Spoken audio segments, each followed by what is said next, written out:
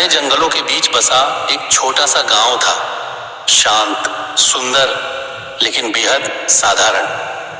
उसी गांव में रहता था एक गरीब लकड़हारा जिसका नाम था हरिदास। उसका जीवन कठिनाइयों से भरा हुआ था।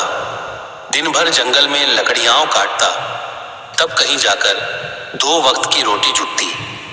फिर भी उसके चेहरे पर एक अजीब सी शांति रहती थी, क्योंकि उसके दिल में अटूट भक्ति थी भगवान शिव के प्रति। हर सुबह सूरज उगने से पहले वह उठता, नदी में स्नान करता और पास के छोटे से शिव मंदिर में जाकर पूजा करता। मंदिर बहुत भव्य नहीं था, लेकिन हरिदास के लिए वही उसकी दुनिया थी। वह रोज शिवलिंग पर जल चढ़ाता और एक ही प्रार्थना करता, हे भोलेनाथ, मुझे शक्ति देना कि मैं अपने कर्म ईमानदारी से कर सकूं।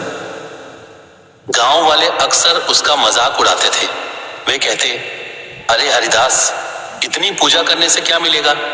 भगवान ने तुम्हें क्या दिया?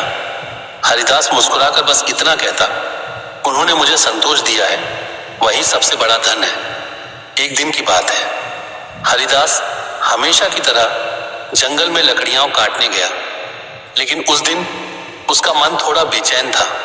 काम करते करते अचानक उसका पैर फिसल गया और वह गहरी खाई में गिर पड़ा। उसके शरीर में चोट लगी और वह उठने की कोशिश करने लगा, लेकिन दर्द के कारण उठ नहीं पा रहा था। उसने आसमान की ओर देखा और दर्द भरी आवाज में पुकारा, हे महादेव, आज आपकी शरण में हूं, अगर आप चाहें तो मुझे बचा सकते हैं।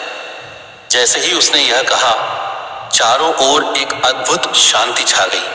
हवा रुक गई, पत्तों की सरसराहट बंद हो गई। अचानक वहां एक दिव्य प्रकाश प्रकट हुआ। उस प्रकाश के बीच से एक तेजस्वी स्वरूप उभरा। जटाधारी, गले में सर्प, त्रिशूल हाथ में, स्वयं भगवान शिव उसके सामने खड़े थे। हरिदास की आंखें आश्चर्य से भर गईं। वह दर्द भूलकर उनके चरणों में गिर पड़ा। भगवान शिव ने करुणा भरी आवाज में कहा, वत्स हरिदास, तुम्हारी सच्ची भक्ति ने मुझे प्रसन्न कर दिया है। मैं तुम्हें एक वरदान देने आया हूं। हरिदास ने हाथ जोड़कर कहा, प्रभु, मुझे कुछ नहीं चाहिए, बस इतना आशीर्वाद दीजिए कि मैं सदा आपकी भक्ति करता रहूं। भगवान शिव मुस्कुराए, तुम्हारा हृदय बहुत पवित्र है, लेकिन मैं तुम्हें एक विशेष वरदान देना चाहता हूं। उन्होंने अपना त्रिशूल जमीन पर स्पर्श किया। तभी वहां एक चमकदार कुल्हाड़ी प्रकट हुई। यह कोई साधारण कुल्हाड़ी नहीं है, शिवजी बोले। इससे तुम जितनी भी लकड़ी काटोगे वह कभी समाप्त नहीं होगी। तुम्हारे जीवन में कभी गरीबी नहीं आएगी। हरिदास चौंक गया। उसने श्रद्धा से कुल्हाड़ी को उठाया और भगवान को प्रणाम किया। धन्यवाद प्रभु, उसने कहा, मैं इस वरदान का सदुपयोग करूंगा। इतना कहकर भगवान शिव अंतर्धान हो गए। हरिदास किसी तरह गांव लौटा। अगले दिन उसने उस कुल्हाड़ी से लकड़ी काटनी शुरू की। आश्चर्य की बात यह थी कि जितनी लकड़ी वह काटता, उससे कई गुना ज्यादा लकड़ी अपने आप प्रकट हो जाती। धीरे धीरे उसकी गरीबी दूर होने लगी।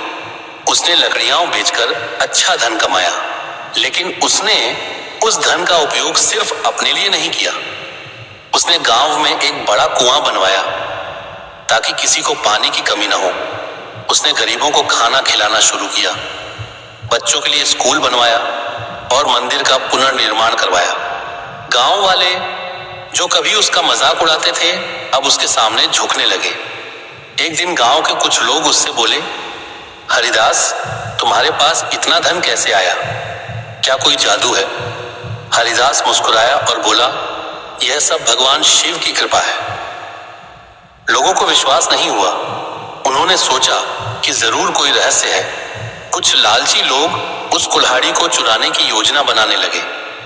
एक रात जब हरिदास सो रहा था, वे लोग उसके घर में घुस गए और कुल्हाड़ी चुरा ली। वे बहुत खुश हुए और जंगल में जाकर उससे लकड़ी काटने लगे। लेकिन जैसे ही उन्होंने कुल्हाड़ी चलाई, अचानक तेज आंधी चलने लगी। आसमान में बिजली चमकने लगी और देखते ही देखते वह कुल्हाड़ी गायब हो गई। डरे हुए लोग भागते हुए वापस गांव आए।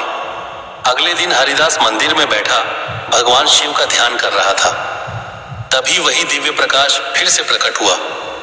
भगवान शिव बोले, वत्स, तुम्हारा वरदान तुम्हारे लिए था, न कि लालचियों के लिए। सच्चे मन और अच्छे कर्म के बिना कोई भी वरदान टिक नहीं सकता।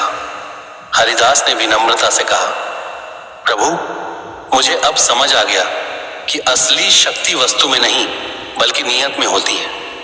भगवान शिव ने उसे आशीर्वाद दिया और कहा, तुम सदा ऐसे ही दूसरों की भलाई करते रहो। उस दिन के बाद हरिदास और भी विनम्र हो गया।